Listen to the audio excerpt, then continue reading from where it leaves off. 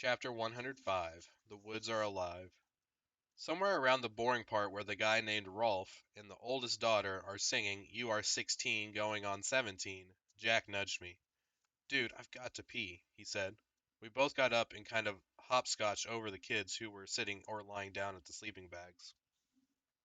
Summer waved as we passed and I waved back. There were lots of kids from other schools walking around by the food trucks playing the carnival games or just hanging out. Of course, there was a huge line for the toilets. Forget this, I'll just find a tree, said Jack. That's gross, Jack. Let's just wait, I answered. But he headed off into the row of trees at the edges of the field, which was past the orange cones that we were specifically told not to go past. And of course, I followed him. And of course, we didn't have our flashlights because we forgot to bring them. It was so dark now we literally couldn't see 10 steps ahead of us as we walked towards the woods.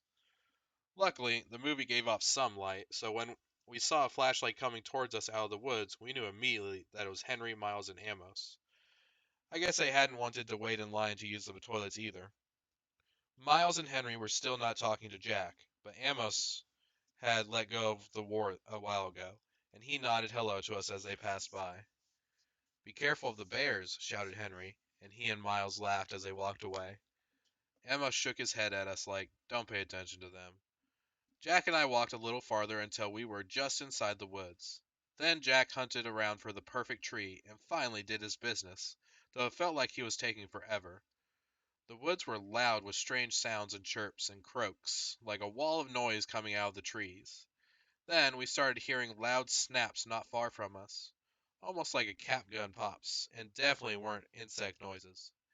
And far away, like in another world, we could hear raindrops on roses and whiskers on kittens. Ah, that's much better, said Jack, zipping up.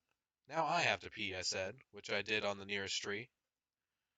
No way was I going farther in like Jack did. Do you smell that? Like firecrackers, he said, coming over to me. Oh yeah, that's what that is, I answered, zipping up. Weird. Let's go.